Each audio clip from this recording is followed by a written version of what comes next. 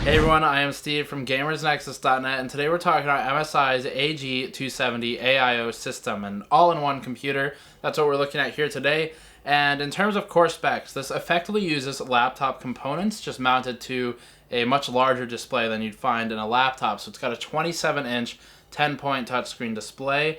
To the back of that is mounted the hardware, and then we've got speakers in the front, so you have some speaker capability.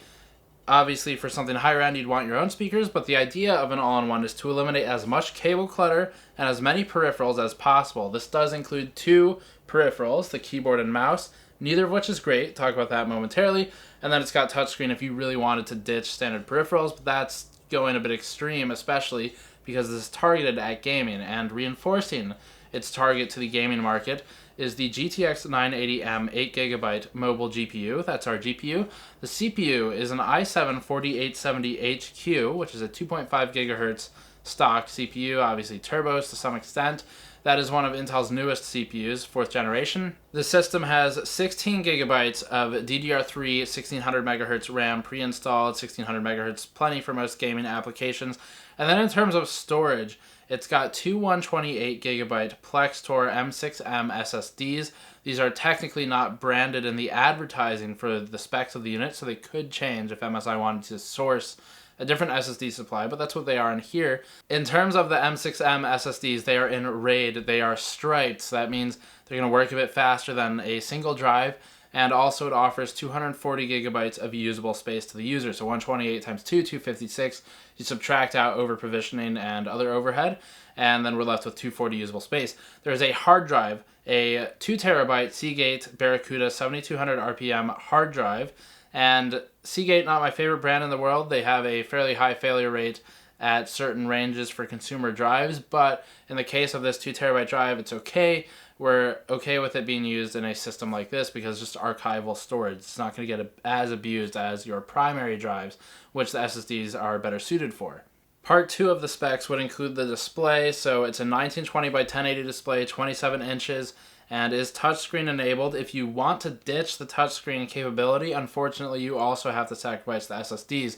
MSI has 3 versions of this unit available. This one, $2,700. They have about a $2,500 version, which is probably slightly lower, but you downclock the SKU of the CPU to a slightly lower SKU of Intel CPUs, still perfectly fine for most gaming applications. And then further below that is the $2,000 version, which has no touchscreen, so that saves you a lot of money, but also no SSDs, and that's a big hit to me as a gamer. That's definitely something I want in a system at this point, is SSDs, especially in an all-in-one system. And as an all-in-one, it is meant for use in a living room environment and a common area environment, and that means that you want SSDs because you want it to boot quickly, be accessible, and then sort of get it over with, shut it down. They're also a lot quieter. At $2,700, it's a steep buy. It's a little bit hard to swallow, and as system builders, we're used to paying a little bit less and getting more, but this is not targeted at us as system builders. It's targeted at users who want something that is fairly easy to deploy. This is going to be for people who are in a family environment where you just sort of deploy it in a living room and be done with it. And it also eliminates cable clutter behind the system, so that's a plus. It's fairly quiet because it does use laptop components, and that's sort of what you're looking at here. And then, of course, aesthetics and cohesiveness of design, not really my territory. I don't like talking about those things, so just take a look at it yourself. Decide for yourself if you like how it looks. And I'm going to stick with the objective items. So we're talking primarily about things like thermals, gaming performance, and we'll go from there. In terms of thermals, you can see here that the system has a fairly standard thermal design for laptops, but it's been beefed up a little bit. So we have 3 massive 10 millimeter heat pipes, and then a smaller 6 or 8 millimeters. I'm not entirely sure which it is. 6 or 8 millimeters for the other heat pipe here. The heat pipes, as always, are routed between the CPU, the GPU, and then the aluminum plates where they're synced, the aluminum heat sinks where they dissipate the heat. And the way a heat pipe works, this is not news for this AIO, it's how they all work, but just to recap it, is they use a phase change to dissipate heat pretty rapidly. So basically you've got copper heat pipes made entirely of copper, and then they have a small channel in the middle where there's a sintered or a weave or a mesh set of other metal, normally copper also, and there's liquid in there. The liquid flows through the heat pipe, and so at the end where the component is, the CPU or the GPU, the component heats it up, That turns the liquid into a gas. That's a phase change.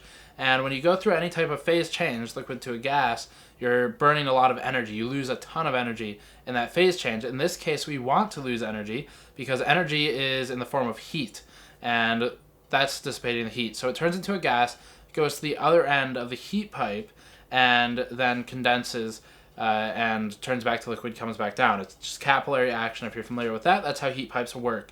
So that's the basics of a heat pipe. Once it gets to the end and begins condensing again, that's where the heat sink is. That's where the big aluminum or copper heat sink sits, dissipates the heat, then that gets blown away by a fan, and that's the end of the cycle. So that's how a heat pipe works. In terms of this design, 3 10mm pipes is pretty big. That's about what some of the high-end video cards have.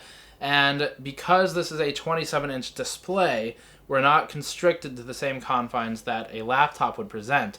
So we've got more space to spread out the components, and MSI did just this. They actually use a slightly larger, more standard form factor motherboard rather than the traditional very cramped and sometimes custom laptop motherboards.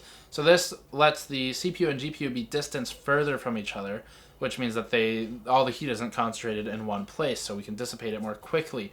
Thermals of the system, as you see in this chart, are actually very good. They're definitely acceptable. This is not a delta over ambient chart, so it's absolute temperatures. And to get delta, you just, if you want to do it sort of in your head, subtract 21 Celsius at all times from the chart. That gives you the delta. But the important bit here is that whenever there's a big spike, like to 90C, which would be 70C subtracting ambient, you see a pretty quick cooldown. It dissipates very quickly. The CPU and GPU regulate themselves well. They throttle when necessary, and then the fans just spin up when necessary as well. And that's sort of where the dissipation is going. In terms of thermals, I'm impressed with the AIO, definitely happy with the thermal performance. This chart shows the gaming performance of the AG270 AIO. As you can see, pretty much expected for the 980M, basically the same as our CyberPower and Origin laptop reviews where we worked with the 980M as well. Performance is very good for games. You can play pretty much everything at high to ultra, so that's always great. And then some games like The Witcher 3, you definitely have to step it down a bit to high or medium for playable settings. Power draw is pretty minimal. It only draws 230 watts from the AC drop to the wall. There's no internal power supply, so you're strictly plugging straight into a wall, just like a laptop would, but there's no battery. So you're drawing 230 watts there under full load. Really not that bad, not much to complain about in that instance. And one thing that is kind of cool is a paint program skinned by MSI, and the paint program offers some fun with the touchscreen. It's certainly not Corel Paint or Photoshop or any professional application where you would be doing something with tablet painting with a stylus, but it is fun to play with, and for a system that's probably targeted at like the family gamers, that's okay. It's okay to have something fun to play around with. Now, that said, that's really the whole experience of the touchscreen.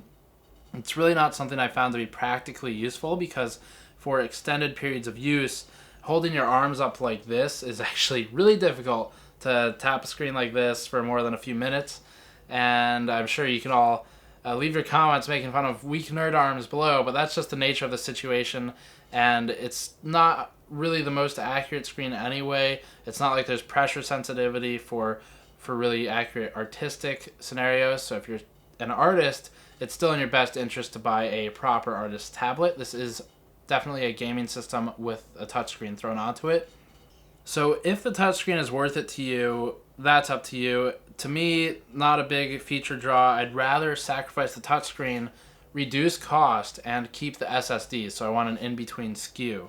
The included audio is decent. You can see at least it looks like 4 speakers in the front right above the acrylic, and there's not much bass, so it's a bit tinny, but it's loud, and that actually does matter because with laptop components, I've often had the issue where they're so quiet that I have trouble. I actually need headphones because I can't hear them. That is not the case here. It is a loud speaker setup. A bit tinny, sure, but that's what you get when you're trying to eliminate speaker clutter and all the peripherals. If you're okay with peripherals and with speakers being on the desk, definitely look into buying them. This has no bass whatsoever. I would love it if MSI would investigate adding a subwoofer to the back panel of this display, similar to like what they've done with the GT72, I believe, their laptop. The only massive gripe I have with this would be the keyboard and mouse that are included, and I have a feeling that MSI is already aware of this issue because almost every user review and other professional review complain about these 2 items right here. The problem with the keyboard, It's more like the sort of scissor switch type setup that laptops have. Sometimes these are okay. In the case of this one, the actuation depth is so picky that I have a lot of trouble typing on it. My words per minute drops to about 70. I normally type it out 120 on a mechanical or a decent membrane keyboard. So definitely a big impact on typing. That is a functional impact, and it's got some key layout things I don't like. I discussed in the article. Really not a fan of the keyboard. It's pretty cheaply made and doesn't feel great for the $2,700 that you spend.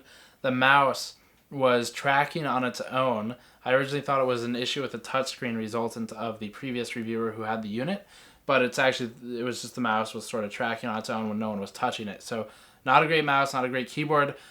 I sort of wish MSI would either just include something good or not at all, because as a consumer it feels like I'm spending money on things that are going to be thrown away and replaced. So I'd rather just have a slightly lower cost when I'm buying it passed on to the buyer than have useless components, or they could include something better.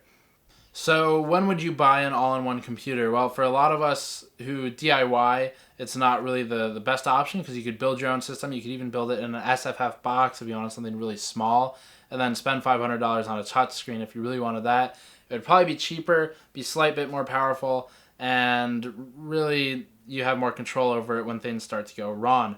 So it's not for us necessarily. Who it is for would be the user who wants to buy something that works out of the box, and you can sort of set up and be done with it. It's one piece of hardware plus the peripherals. That'd be the mouse and the keyboard, and then it's over. It also offers a compactness of design, so although a 27-inch display is large, you don't need the desktop sitting around on the desk or below the desk, and this can also help with dust management, things like that. It's fairly quiet, and there's no cable clutter, so no cables behind the display, and no really cables inside that are going to be any kind of hassle, because you'll never need to open it anyway. At 30 pounds, this is not portable, so it might be deceptively portable in that it's one thing to carry around, but it's very heavy and somewhat unwieldy. The acrylic stand on the back doesn't offer the best viewing angles of the display, so I hope MSI can find a solution to that. The viewing angles are a bit rough if you're seated lower than the display is, because you can't really turn it down to you because of the way it basically just tilts like that. So obviously you can only go so far before it tilts forward and bad things happen. And at $2,700, it's really not an unfair amount of money for the hardware that's in here if you look at comparable laptops and then add the cost of a touchscreen. So where we're getting killed on price is the touchscreen. Remove that, keep all the other hardware, or buy the cheaper $2,000 version and add your own SSDs. They are definitely possible to add yourself. Bit of effort. And the price is okay. It's agreeable, but still pretty painful because you're in the $2,000 plus range. And at that point, you need to determine, would I rather have a laptop and monitor that I can just bring the laptop places and plug it in when I'm home and dock it?